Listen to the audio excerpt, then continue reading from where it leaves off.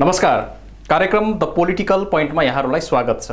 Political पोइन्टको आजको अङ्कमा समसामयिक राजनीतिक विषयवस्तुमा केन्द्रित रहेर कुराकानी गर्नको लागि जनता समाजवादी पार्टी जो प्रदेश 2 को सरकारको नेतृत्व गरिरहेको जनता समाजवादी पार्टीका युवा नेता एवं बौद्धिक पेशाकर्मी सङ्घका केन्द्रीय उपाध्यक्ष जितेन्द्र यादव हामीसँग हुनुहुन्छ। सर्वप्रथम स्वागत छ यहाँलाई।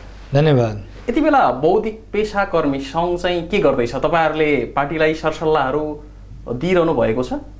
यस्तो छ, अब हाम्रो पार्टी नै के हो भने बौद्धिक जमातको एउटा समूह मिलेर बनेको पार्टी हो। त्यसैले जुन नेतृत्व गर्दै हुनुहुन्छ हाम्रो पार्टीको श्रद्धेय अध्यक्ष लगायत जुन हाम्रो पार्टीमा आबद्ध नेताजीहरू हुनुहुन्छ आफैमा विज्ञ हो। त्यसैले आफैमा बौद्धिक जमातको एउटा समूह भएर यो पार्टी सञ्चालन भएको छ। त्यसैले सुझाव सल्लाह त ठिकै हो, आफ्नो ठाउँमा हो। समय समयमा हाम्रो पार्टीको भातृ सङ्गठनबाट लिने गरिराखेका हुन्छ। तर अहिलेको अवस्थामा के लिने गरेका सुझावहरूलाई चाहिँ इम्प्लिमेन्टको अवस्था चाहिँ कस्तो हुन्छ? धेरै पार्टीहरूमा यो मूलधारमा रहेका राजनीतिक पार्टीहरूमा आफ्नो पेशागत सङ्घ सङ्गठनले भातृ सङ्घ सङ्गठनले दिएको दिशानिर्देशलाई लत्याएर हिँड्ने परम्परा त चलिआएकै छ। तपाईँहरूकोमा पनि त्यो त होला नि, होइन? हाम्रो त्यस्तो छैन। हाम्रो पार्टीले के गरिरहेछ भने भातृ सङ्गठनलाई प्राथमिकतामा राखेर विभिन्न भातृ सङ्गठनहरू छ, त्यो भातृ सङ्गठनहरूलाई प्राथमिकतामा राखेर पार्टी निर्माणको क्रममा लागेको छ। किन त्यो गरेछ भने किनभने अब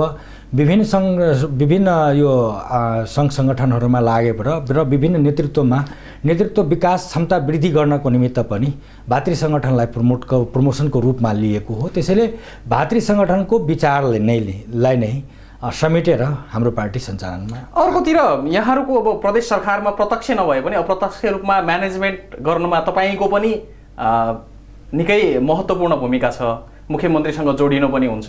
तर मुख्यमन्त्रीलाई बिगार्नमा सबैभन्दा बढी जिम्मेवार तपाईँहरू नै हुनुहुन्छ भन्ने आक्षेप पनि आउँछ। के हो यो चाहिँ? अहिले मुख्यमन्त्री बिग्रेकै छैन। त्यो बिगार्ने तत्त्वहरू के हो भने आरोप त लागिरहेको यो आरोप कसले लगाइरहेछ? जसले संहिता चाहेको छैन, जसले यो मुलुकमा जुन व्यवस्था आएको हो।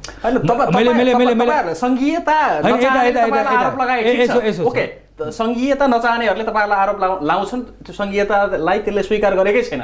तर संघीयता चाहने संघीयताप्रति प्रतिबद्धहरूले पनि आरोप लगाइरहेका छन् र सरकारको फङ्सन पनि त्यो अनुसार त देखिन्न नि। तपाईँ आज दावाका साथ भन्न सक्नुहुन्छ प्रदेश सरकारले जति काम गर्नु पर्थ्यो त्यो काम गर्न सक्यो भनेर दावाका साथ भन्न सक्ने अवस्था छ? अब यस्तो छ, बच्चा जन्मेपछि नि एकै दिनमा चाहिँ हुर्केर पिएचडी गरिदिँदैन क्या। त्यसको एउटा नर्सरीमा भर्ना हुन्छ, एलकेजीमा हुन्छ, 1 क्लास हुन्छ, हुँदै त 5 वर्ष लाग्छ नि त। यो शिशु अवस्थामा यो व्यवस्था हो अहिले पनि। र शिशु अवस्थामा भएको व्यवस्थालाई प्रतिगमनको मतियारको रूपमा प्रयोग विभिन्न माध्यमबाट भइरहेको त्यो त ज्वलन्त उदाहरणहरू हो। जस्तै उदाहरणहरू के हो भने अहिले प्रतिगमनको मतियारको रूपमा जुन पूर्व प्रधानमन्त्री केपी शर्मा ओली र नेकपा नेतृत्वको जुन अहिले अध्यक्ष हुनुहुन्छ उहाँले त प्रतिगमन गरेर नै त आज 2/3 बहुमत गुमाउनु भएको हो नि त। र तिनका मतियारहरूको रूपमा प्रयोग भएका त अनेकौँ जुन मधेस केन्द्रित दलहरू छन् तिनीहरू पनि त्यसको सहभागिता जनाएको त ज्वलन्त उदाहरणहरू छन्। सङ्घमा तपाईँहरू सत्ताको साझेदार गरिरहनु भएको थियो। प्रदेशमा पनि मधेस केन्द्रित दल खास गरेर यहाँले अब तपाईँहरूबाटै फुटेर गएको लोकसभालाई सङ्केत गर्न खोज्नु भएको हो भने कुनै समय तपाईँहरूकै नेता हुनुहुन्थ्यो, तपाईँहरू एउटै पार्टीमा हुनुहुन्थ्यो।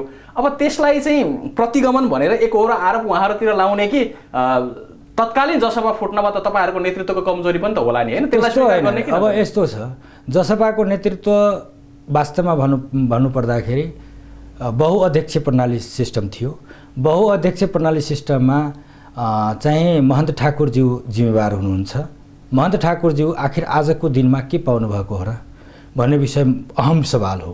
रहेको कुरा यो प्रसङ्गलाई यतातिर नलागो। अब यसलाई के गरौँ भने यो प्रतिगमन र अग्रगमनको जुन हाम्रो नेपाली राजनीतिकमा जुन अहिले ज्वलन्त उदाहरण हामी युवाले हेर्न पायौँ, जसमा के छ भने कि नेपाली काङ्ग्रेसभित्रको पनि सलबलाहट एउटा थियो जुन एउटा तत्त्वको रूपमा अगाडि आएको थियो।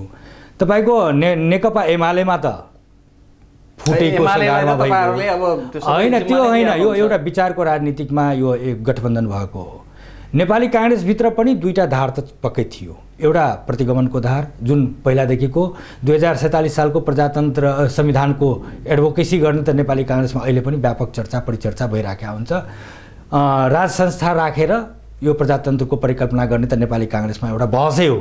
मैले यो किन भन्न चाहेँ भने कि नेपाली काङ्ग्रेस लगायतका जुन भित्रको जुन प्रतिगमन चाहने तत्त्वहरूको एउटा जमात रह्यो। त्यो जमातमा के भयो भने प्रयोगको रूपमा अहिले महान विद्वानहरूको तिनका पछि लागे।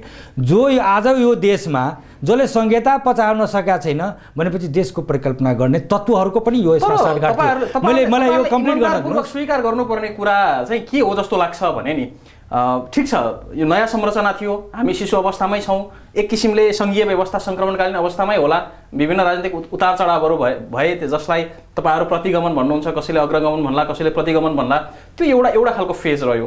तर स्वीकार गर्नुपर्ने अर्को तथ्य के हो भने नि प्रदेश सरकारले जति फङ्सन गर्न सक्थ्यो, गर्नु पर्थ्यो, जे अपेक्षा थियो त्यो गर्न नसक्नुमा बाह्य कारणहरू जति जिम्मेवार छन्, तपाईँहरू चाहिँ कति प्रतिशत जिम्मेवार हुनुहुन्छ? जिम्मेवारी त लिनुपर्छ होला नि। प्रतिशतको हिसाबले यदि भन्नुपर्दाखेरि मैले अहिले पनि भने नि कि यो शिशु जुन व्यवस्था हो, व्यवस्थाको कुरा गरिरहेको छु, सङ्घीय लोकतान्त्रिक गणतन्त्र नेपालको व्यवस्थाको म कुरा गरिरहेको छु।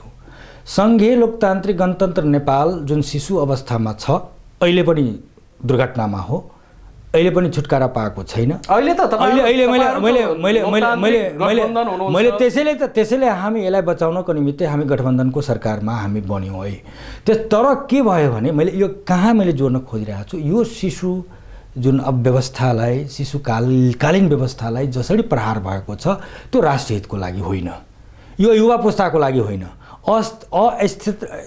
अस्थिरताको बन्धक बनाएर जसरी नेपाली राजनीतिलाई अगाडि बढायो। किनभने नेपाली जनताले लगभग 2/3को नेतृत्वको सरकार त दिएकै हो नि त, 5 वर्ष चलाउनलाई दिएको हो नि त। तर 5 वर्षभित्र यत्रो चलखेल हुनुपर्ने कारण के देखियो भने प्रदेश नम्बर 2 सरकारले जसरी संहिताको लागि एडभोकेसी गर्दैछ, जसरी संहिताको लागि काम गर्दैछ, जसरी संहिताको लागि संस्थागत गर्नको निमित्त जुन काम गरिरहेछ त्यो कामको अपच हुन थाल्यो। कहाँ?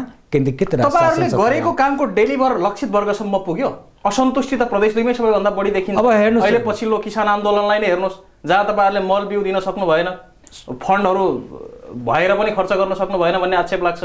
अनि काम आफू गर्न नसक्ने आक्षेप गर्न लगाउने कुरा त स्वाभाविक कुरा हो। किसानको जुन पीडा छ त्यो आजको समस्या हो र राष्ट्रको समस्या त पहिलादेखिकै समस्या हो।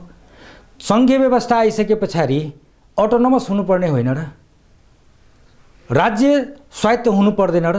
राज्य आज स्वायत्त भएको भए, साधन स्रोतमा आफ्नो वर्चस्व कायम गरेको भए, जस्तो साधन स्रोतको भन्नाले जस्तो जल, जमिन, जङ्गल आफ्नो हुनुपर्छ, कर्मचारी बौद्धिक जुन रिसोर्सेसहरू छ त्यो आफ्नो हुनुपर्थ्यो, कर्मचारी तन्त्र आफ्नो हुनुपर्थ्यो, प्रहरी आफ्नो हुनुपर्थ्यो, नियन्त्रण आफ्नो हातमा हुनुपर्थ्यो भनेपछि र त्यसमा के हुन्थ्यो भने जनसङ्ख्याको आधारमा, जनसङ्ख्यालाई हेरेर जनसङ्ख्याको आधारमा के हुन्थ्यो भने आर्थिक रूपमा शक्तिको बाँडफाँड हुनुपर्थ्यो।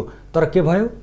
संहिता त भयो, सङ्घीय लोकतान्त्रिक गणतन्त्र नेपालको त परिचय विश्वमा त भयो, तर यसको व्यवस्थापन पक्ष कसले गरिदिने भन्ने कुरामा जब तपाईँको बजेटको बाँडफाँड हुन्छ, सबैभन्दा बढी जनसङ्ख्या भएको प्रदेश नम्बर 2, संरचनागत रूपमा प्रदेश नम्बर 2, जिल्लागत रूपमा प्रदेश नम्बर 2 संख्याको हिसाबमा, जनसङ्ख्याको हिसाबमा, तर जनघनत्वको हिसाबमा, तर जब आर्थिक बाँडफाँडको विषय जहाँसम्म आयो, जुन बजेटको बाँडफाँडको कुरा म गर्न चाहिरहेको छु, त्यो बजेट बाँडफाँड भनेपछि केमा आयो भने लगभग 2% बजेट तपाईँको विकासे बजेटमा सङ्घीय सरकारले दिने गरेको, पहिलाको दिने गरेको। यसको अर्थ के हो भनेपछि क्राइसिसमा फस्ने प्रदेश नम्बर 2 नै हो। किन प्रदेश नम्बर 2 नै हो? किनभने जसले आन्दोलन गरेर मधेसीको सपना साकार गरेर सङ्घीय व्यवस्था या सङ्घीय लोकतान्त्रिक व्यवस्था जुन अहिलेको व्यवस्था हो त्यो व्यवस्थालाई जब संस्थागत गर्न खोज्यो, प्रहार हुन थाल्यो। त्यसैले प्रहार गर्नेतिर त त्यो दोषी त छँदै हो, किनभने जसले संविधान बनाएको, संविधान बनाउने समयमै के गर्नु पर्थ्यो, यो व्यवस्था लागू हुन नदिनु पर्थ्यो। तर आखिर त संविधान त बनाएकै ती पार्टीहरूकै वर्चस्व थियो नि त। संविधान बनाउँदाखेरि हामी त्यो संविधानमा धेरै त्रुटि भए तापनि त्यसमा जुन व्यवस्था हो, व्यवस्थालाई हामी स्वीकार गरेर ल अबको दिनमा जब अब जनताको चाहना अनुसार यो संविधान बाइबल कुरान जस्तो होइन, यो बाइबल कुरान मात्रै नभएर यो समय सापेक्ष संविधान परिवर्तन हुनुपर्छ जुन अन्य देशको जुन प्र्याक्टिस यसमा संविधान संशोधन राजनीतिक विषय फेरि पनि जनमतद्वारा परीक्षित गरेर, जस्तै तपाईले संविधान संशोधनको लागि तपाईहरुले पनि आवाज उठाइरहनु भएको छ, तपाईहरुसँगै छुटिएर जानुभएको लोकतान्त्रिक समाजवादी पार्टीले पनि आवाज उठाइराखेको छ, ठूला दलहरुको पनि यसमा भलै फरक मत छ, तर पनि संविधान संशोधनको कुरा एक किसिमले सर्वस्वीकार्य जस्तो देखिन्छ। यहाँ विरोधाभास देखिने कुरा चाहिँ के हो भने नि तपाईहरु संघदेखि प्रदेश हुँदै स्थानीय तहसम्म सत्तारूढ नै हुनुहुन्छ, त्यो हिजो नेकपा नेतृत्वको सरकार होस् अथवा अहिलेको लोकतान्त्रिक तपाईहरुले भन्ने लोकतान्त्रिक गठबन्धनकै सरकारमा किन नहोस्, संघदेखि स्थानीय तहसम्म सरकारमा शेयर गर्ने तपाईहरु त्यो त गरिरहनु भएको छ नि। संघमा पनि मन्त्री हुनुहुन्छ, प्रदेश सरकारको नेतृत्व नै तपाईहरुको छ, धेरै स्थानीय तहहरुको नेतृत्व पनि जसपाले नै गरिराखेको अवस्था छ अहिले प्रदेश दुईकै मात्रै कुरा गर्यौं भने। तर त्यति हुँदा हुँदै पनि तपाईहरुका तमाम कठिनाइहरु छन्, तपाईहरुले धेरै चीजहरुसँग जुधिरहनु भएको छ, ठीक छ, त्यो कुरा एउटा रह्यो, तर जति गर्न सक्नुहुन्थ्यो त्यो गर्न सक्नु भएन भन्ने चाहिँ जनताको आक्रोश हो। यो कुरालाई त स्वीकार गर्नु मैले के भने कि त्यो स्वाभाविक हो। 5 रुपैयाँ पाएपछि 10 रुपैयाँको आश हुन्छ भनेपछि तपाईँ सन्तुष्ट गर्न सक्नुहुन्छ, गर्न सकिँदैन। त्यस्तै यो प्रदेश नम्बर 2 मा भयो। सरकारसँग जति बजेट हुनुपर्ने त्यति बजेट हुन सकेन। र अर्को कुरा के हो, अहिले पनि 7% बजेट लगभग खर्च भइराखेको छ हैन, विकास बजेट तपाईहरुको यो प्रदेश 2 सरकारको अहिले। अब त्यो भन्दा तपाईहरुले बजेट भएकै बजेट खर्च गर्न सक्नु भएको छैन भने थप बजेट किन दिने भन्ने प्रश्न पनि त आउला नि। हैन, जसले यो उत्थान गरेको हो सायद मलाई लागिरहेछ विगतको बजेट र विगतको वार्षिक प्रतिवेदन नबुझेर त्यो कुरा गर्न खोज्या होला। जसले तपाईको स्टुडियोमा भने हो, नाम नलिऊ, अहिले जल्दो बोल्दो स्थितिमा तपाईहरु नै बनाइराख्नु भएको छ। यो व्यवस्था परिवर्तन गर्नको निमित्त धेरै हाम्रो अहिले प्रतिगमनकारी शक्तिहरू लागि परेका छ। त्यसैले यो जसले वार्षिक प्रतिवेदन जुन खर्च बजेट छ प्रदेश नम्बर 2 सरकारको त्यो पहिला अध्ययन गरौँ। योभन्दा अगाडि कति खर्च भएको हो, अहिले के कति खर्च भएको, तुलनात्मक रूपमा अन्य प्रदेशभन्दा प्रदेश नम्बर 2 कतिको पछाडि छ र किन पछाडि छ भन्ने कुरा पनि हामी बारम्बार भनिरहेको छु विभिन्न मिडिया मार्फत र जनता समक्ष पनि अनुरोध गरिरहेको छु कि हामीलाई कर्मचारी अहिलेको अवस्थामा पनि कर्मचारी हामीसँग छैन। हामी त निजामती कर्मचारी राख्नको निमित्त कर्मचारी छैन भने तपाईहरुलाई कर्मचारी छैन, संघले व्यवस्थापन गरेन, तर संघमा तपाईहरु सहभागी हुनुहुन्छ। मैले अब यहीको कुरा म गरिरहेको छु। अब तपाईहरुलाई चाहिएको के, मैले व्यवस्थापन कसरी गर्नु? अब म त्यही कुरा गरिरहेको छु। अहिले भर्खरै अहिले कति भएको 2-3 महिना भएको हाम्रो अब के भइरहेछ, सामान्य प्रशासन मन्त्रालय पनि हाम्रो जिम्मामा हो। अहिले संघीयता स्थापित गर्नको निमित्त हाम्रो भागवण्डामा त्यो सामान्य प्रशासन मन्त्रालय लिनुको पनि कारण के थियो भने कि कमसेकम कर्मचारी व्यवस्थापन हामी गरेर यो संघीय प्रणालीलाई मजबुत गर्नको निमित्त कर्मचारीहरूलाई व्यापक रूपमा त्यहाँ गर्ने। तर जब हामी त्यहाँ गयौँ त्यहाँ पनि कर्मचारीको अभाव, यहाँ पनि कर्मचारीको अभाव भनेपछि अहिलेसम्म देशले के सोच्या हो भने कि जुन व्यवस्थाको अनुसार जब संविधान निर्माण भयो त्यो संविधान निर्माण हुँदाखेरि कमसेकम सोच्नुपर्ने विषय के थियो भने राज्य सत्ता सञ्चालन गर्नको निमित्त स्वायत्त दिन सक्नु पर्थ्यो प्रदेशलाई। कर्मचारीको लागि स्वायत्त दिन सक्नु पर्थ्यो। सार्वजनिक खरिद तपाईहरु प्रतिपक्षमा आएर जनमतद्वारा परीक्षित भएर संविधान संशोधन गर्नु पर्यो। यदि यो व्यवस्थालाई स्वीकार गरेर यसमै सुधार गरेर अगाडि बढ्ने हो र त्यही आधारमा तपाईहरु संघीय सरकारदेखि प्रदेश सरकार हुँदै स्थानीय सरकारको सम्म नेतृत्व गर्नुभएको सहभागी हुनुभएको हो भने त यही व्यवस्थालाई सरलीकृत गरेर लैजान सक्नु पर्यो। अब यसमा कम्तीमा तपाईहरुको स्थानीय विकास मन्त्री चयन हुनुभएको 2 महिनाको समयमा कति प्रतिशत कर्मचारीहरू पदपूर्ति भए, कति प्रतिशत कर्मचारी आए, त्यो पनि त खोज्नुपर्छ होला नि। अब यसमा के हो भने मैले अघि नै भने कि यो अहिलेको अवस्थामा कर्मचारीको व्यवस्थापनको जिम्मा हाम्रो छ। हामी संहिताको लागि मरिहत्ते गर्ने हो। अब यो यसपालिको जुन बजेट छ अब चाहिँ हाम्रो के भएको, अब सम्पूर्ण कर्मचारीहरू आउँदैछन्। यो कर्मचारीहरू लिएर हामी के गर्छौँ, अहिलेको जति बजेट छ त्यो बजेट हामी लक्षित बजेटसम्म पुर्याउने हो। त्यो वाचाबन्धन गरेर जनता समक्ष त्यो कुरा राखे। अर्को कुरा के हो भने यसलाई जुन 7% र 8% को जुन कुरा गरिराख्नु भएको छ, जसले गरिरहेछ त्यो के हो भने अहिले उहाँले चाहिँ चौमासिक बजेटको कुरा ल्याउन सक्नु पर्थ्यो। अब कतिवटा चौमासिक हुन्छ उहाँले बुझ्न सक्नु पर्थ्यो। तर त्यो कुरा जनतालाई नभनिदिने, साँचो कुरा जनतालाई नभनिदिने, अल्मलाइदिने। साँचो कुरा तपाईहरुले भन्नु पर्यो। भन्नु त पर्यो। यदि उहाँले त्यस्तो 7% भन्दा बढी तपाईहरुले खर्च गर्नुभयो भने कति % अहिलेको के काम भयो भनेर राख्ने जिम्मेवारी त तपाईहरुको हो नि। अहिलेको अवस्थामा तपाईलाई अहिले पनि भनिरहेको छु, अहिलेको अवस्थामा जब आलेपा मलेपा जबसम्म क्लियरेन्स हुँदैन तबसम्म विकास बजेटमा हात हाल्दैन भन्ने त यो त प्रशासनिक कुरा हो नि त। यो कुरा पनि त जनतालाई बुझाइदिनु पर्ने नि त डाक्टर साहबहरूले। त्यो तपाईहरुको दायित्व हो, उहाँहरुले तपाईको दायित्व होइन। यस्तो दायित्व भनेको के हो भने कि अब त्यसै कुरामा मैले के केन्द्रित गरेँ भने कुनै पनि राजनीतिक दल किन नहोस्, राष्ट्रिय व्यक्तित्वले संयमतापूर्वक राष्ट्रको हितको लागि काम गर्न सक्नुपर्छ, कुनै पनि पार्टीको होस्। यो उत्तेजित अभिव्यक्ति दिएर आफूसँग आकर्षित गर्न या आकर्षण गर्नलाई जनतालाई धोखामा राख्नु हुँदैन। आखिर कसका लागि हामी राजनीति गर्छौँ? जनताका लागि। कुनै समय तपाईहरुले पनि गर्नु भएको आरोप चाहिँ लाग्ने गर्छ। तपाईले पनि यो कुरा चाहिँ ख्याल राख्नु। आज म भन्दैछु, उहाँ जुन जय मधेस भन्दै हुनुहुन्छ नि, त्यो पनि चोरी गरेर जय मधेस भन्दै हुनुहुन्छ, थाहा छ? जय मधेस त सबैको होला नि हैन। जय मधेस चोरी मधेसमा हामी छौं भने हाम्रो पनि त जय मधेस यस्तो जय मधेस किन उहाँले चोरी गर्नुभयो? नारा हो यो। जस्तो जय नेपाल त हामी त चोरी गर्न त सक्दैनौँ नि त। जय नेपाल त काङ्ग्रेसको नारा हो नि त। लाल सलाम त एमाले या कम्युनिस्टको नारा हो नि त। लाल सलाम कम्युनिस्टको नारा हो नि त।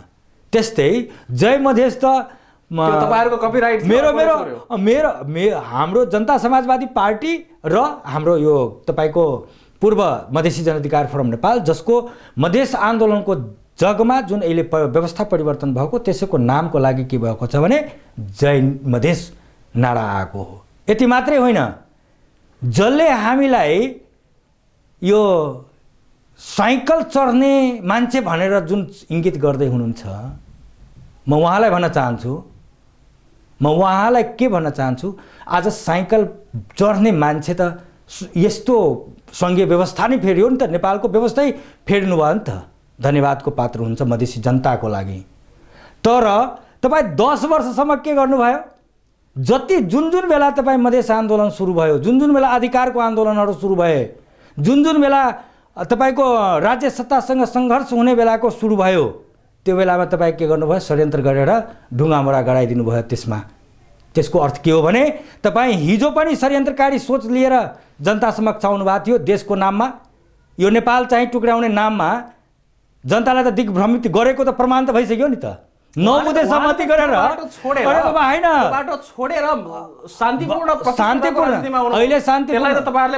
अहिलेको अवस्थामा सुन्नुहोस्, अहिलेको अवस्थामा अहिले हाम्रो लोकतन्त्र प्रजातन्त्रमा आन्दोलन गर्दाखेरि कमसे कम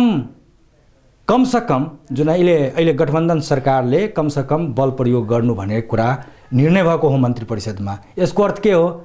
हाम्रो प्रहरी जवान साथीहरूलाई मुखमा लाठी छिराउने त्यो प्रवृत्ति हो आन्दोलनको। उहाँ त बैरागीको रूपमा किताबमा छाप्नु भएको थियो त आफ्नो डाक्टर सीके राउतजी बैरागी भएर अगाडि बढ्नु भएको थियो।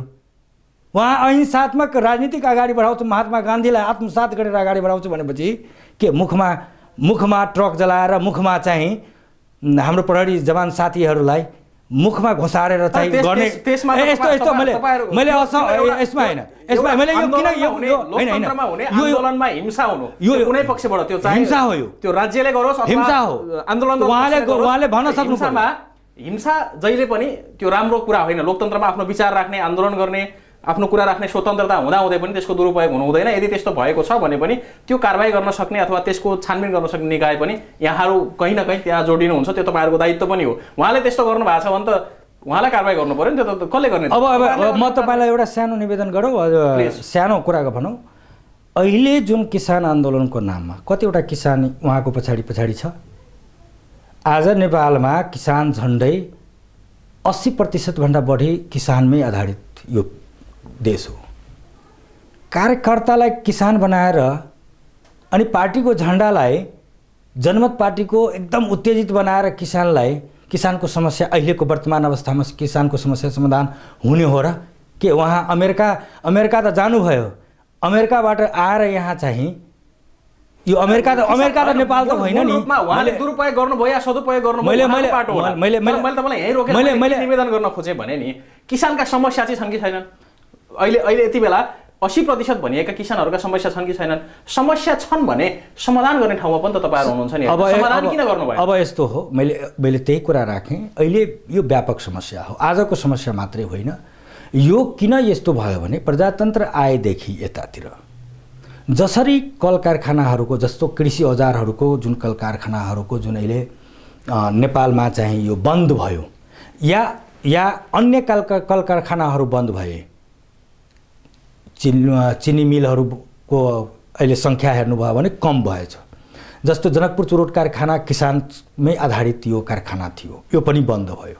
भनेपछि कारखानाहरू बन्द भएको अवस्थामा के भयो भने कि किसानहरू मार्कामा परेका छ। अब मल खादको सन्दर्भमा भन्दाखेरि मल खाद मात्र समस्या पनि होइन, मल खाद एउटा पाटो हो र मल खाद बनाउनको निमित्त र मेटेरियल आयात र निर्यात गर्ने हाम्रो यो इन्टरनेसनल मार्केटको रुल नै हो।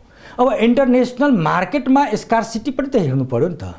त्यो स्कार्सिटी हाम्रो देशमा मात्रै त होइन नि। स्कार्सिटी जहाँबाट र मेटेरियल आउनु पर्ने हो त्यही स्कार्सिटी छ। आफ्नै कन्ट्रीका किसान या आफ्नै देशका किसानलाई जब मल खाद दिन सकिरहेको छैन भने र यहाँबाट नेपाल सरकारले के गरेको छ, योभन्दा अगाडि नै मल खादको लागि पैसा पनि पेमेन्ट गरेको छ, एग्रिमेन्ट पनि भइसक्यो र पनि के छ भने त्यहाँबाट किन सकिरहेको छ, आउन सकिरहेको छैन। यो यथार्थ विषयवस्तु भन्ने हो कि होइन? राजनीतिक दलले, राजनीतिक नेतृत्व गर्नेले यो कुरा यथार्थ विषयवस्तु जनतालाई भन्ने हो कि होइन? कि उत्तेजित पारिदिने हो?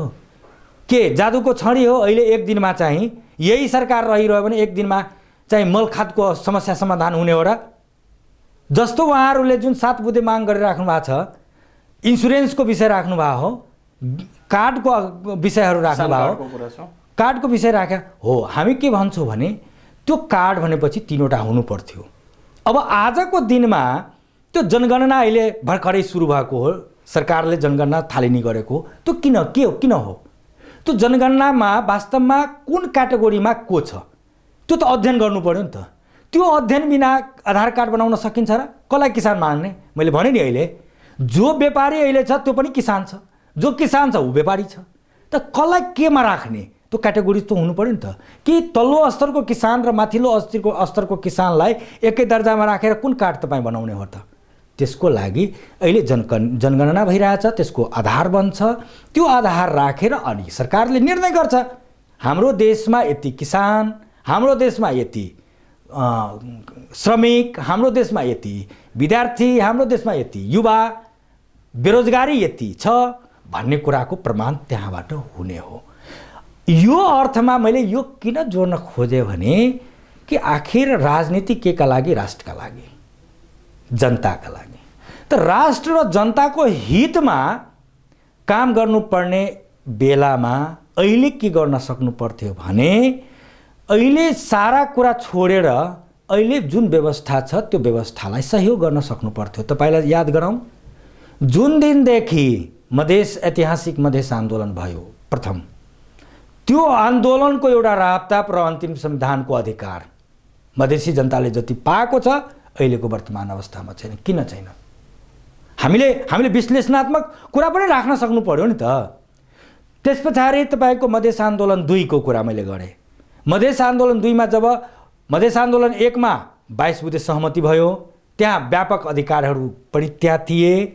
8 बुँदे सहमति हुँदाखेरि त्यहाँ संहिताको कुराहरू राखेर अन्य कुराहरू पनि राखेका थिए।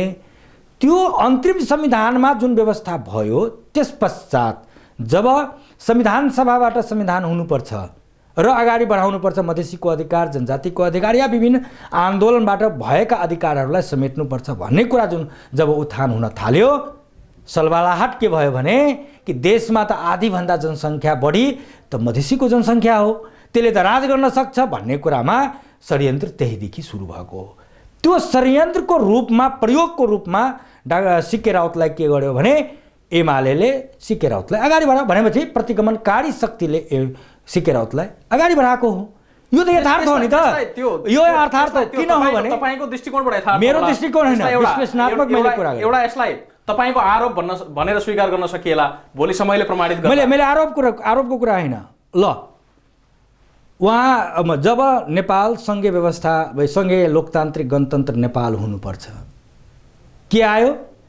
नेपाल के हुनु पर्यो? नेपाललाई म त मान्दिनँ। स्वतन्त्र मधेसको मुद्दा भनेपछि उहाँले जसलाई छोडेर शान्तिपूर्ण राजनीति मैले मैले तपाईँले भन्नुभयो नि आरोप, यो आरोप होइन, यो प्रमाण हो। छोडेर होइन यो आरोप होइन, सक्नुभयो भने त यो तपाईँको आरोप नै हो तुलसीजी। होइन यो आरोप होइन, यो प्रमाण हो।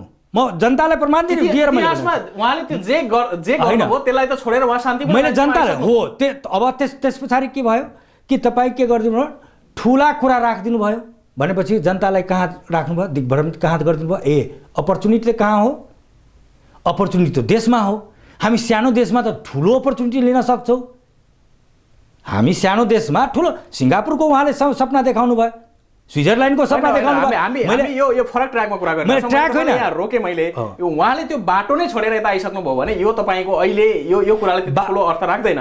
तपाईँले भन्नुभएको कुरा होला, अब किसान आन्दोलनमा उहाँले चलखेलै गर्न खोज्नु भएको हो भन्ने तपाईँको इङ्गित हो भने त्यसलाई रोक्ने दायित्व पनि यहाँहरूकै हो। त्यसमा तपाईँहरू कम्तीमा यो कुरा चाहिँ स्वीकार गर्नुपर्छ कि तपाईँहरू होइन किसानलाई राहत दिनुपर्छ। हेर्नुहोस्, किसानलाई राहत दिने कुरामा तपाईँहरू असफल हुनुभयो होइन, किसानलाई स्वीकार गर्नु होइन, यो होइन, किसानलाई राहत दिएकै हो, प्रदेश सरकारले राहत दिएको हो।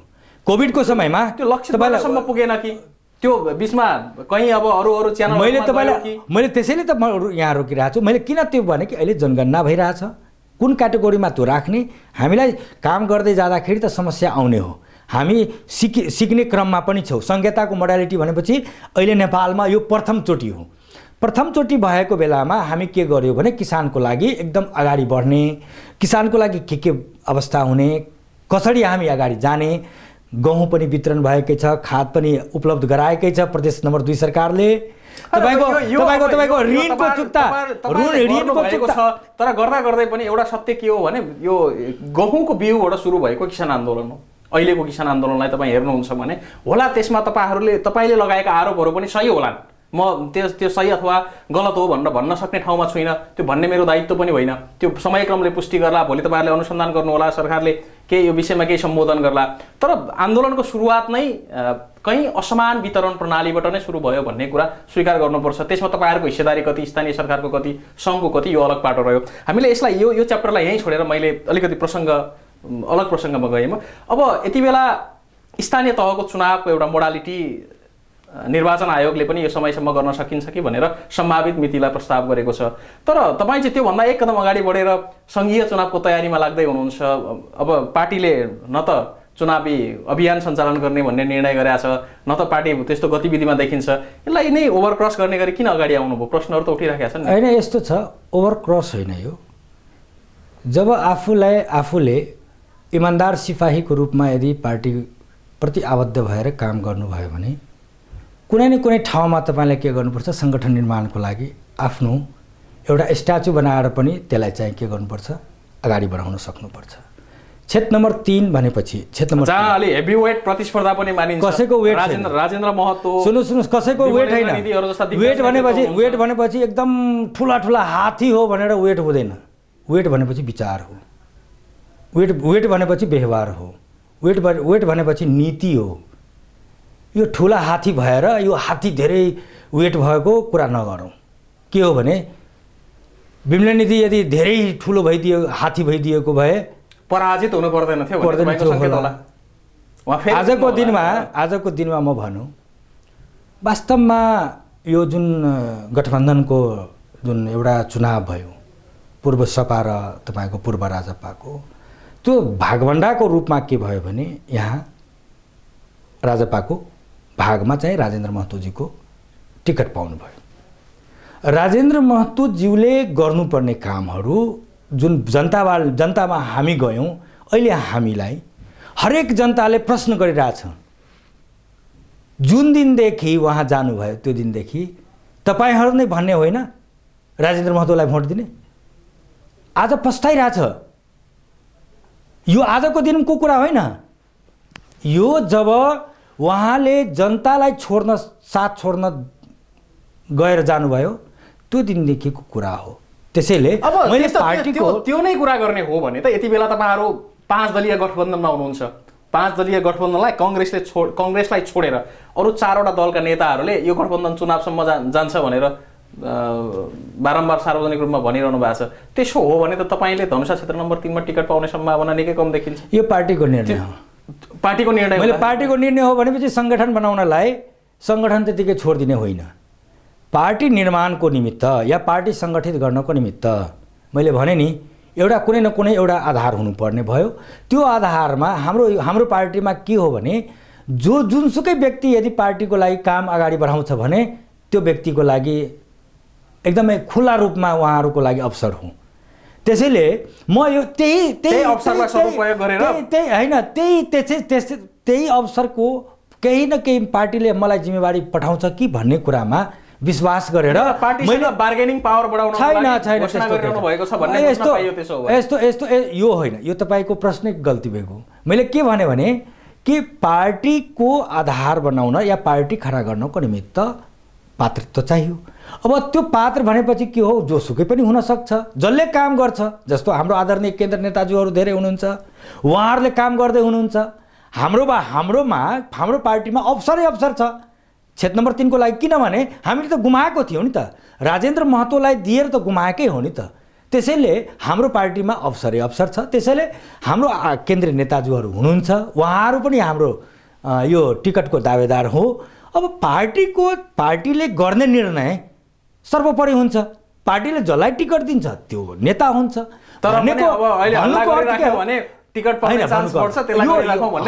हल्ला भन्दा पनि म पार्टी निर्माणको क्रममा लागेको छु। रह्यो कुरा तपाईँको यो पार्टीले के गर्यो भने समाजवाद र समतामा आधारित समाजवादको परिकल्पना गरेको छ, जुन काङ्ग्रेसले पनि गर्न सकेन। बीपीको विचार पनि काङ्ग्रेसले लत्याइदियो। यतातिर मधेसवादको विचार लिएर त राजेन्द्र महतोजी प्रतिगमनतिर। बाबा जो नेता अग्रगमन र प्रतिगमन बुझ्दैन त्यो नेतालाई भोट दिने कसरी जनताले भन्ने कुरामा तपाईँहरूकै नेता हिजो पार्टी हुँदासम्म एकदम ठीक होइन। उहाँले नेता भनेपछि आज पनि जस्तो राजनीतिकमा यही फरक विषय हुन्छ, कोही स्थायी हुँदैन, कोही अस्थायी हुँदैन। यस्तो हो राजनीतिक भनेको। के हो भने कि विचारमा आधारित हो। आज मेरो विचार बिग्रिन्छ भने राजनीतिकमा मेरो ठाउँ हुँदैन। मैले किन यो कुरा गर्न चाहेँ भने कि जो व्यक्ति अग्रगमन र प्रतिगमनको परिभाषा बुझ्न सकेन ती व्यक्तिहरूलाई अब जनताले त चाहँदैन नि भन्ने कुरा मेरो हो। किन व्यवस्था ल्याउन त सयौँ मधेसीको त बलिदानी भएको हो नि त। हजारौँ जना मतलब नेपाली जनताको त रगतै बगेको हो। जुन ऐतिहासिक जनयुद्धको कुरा गरौँ, ऐतिहासिक मधेस जनविद्रोहको कुराहरू गरे या विभिन्न आन्दोलनहरूको कुरा गरे भनेपछि यिनीहरूको भावनामाथि जुन खेलवाड गर्न कोसिस गर्यो त्यसको विरुद्धमा त अग्रगामी शक्तिहरू त एकजुट त भएकै हो नि त भन्ने सन्देशको कुरा मैले कुरा गरेँ कि परिभाषा नबुझ्न सक्ने क्षमता भएका व्यक्तिले राजनीति गर्न सक्दैन। त्यसैले बौद्धिक जिम्मेवारी लिएर र जुन हाम्रो नेपाल बौद्धिक पेसाकर्मी महासङ्घको म केन्द्र उपाध्यक्ष र पार्टीले विश्वास गरेको छ त्यो आधारमा मैले आफ्नो एउटा इच्छा मात्रै राखेको हो। पार्टीको स्वतन्त्रता हो, पार्टीको निर्णय हो, सर्वोपरि हो, त्यो अनुसार हामी जाने हो। समय र विचारको लागि विशेष धन्यवाद।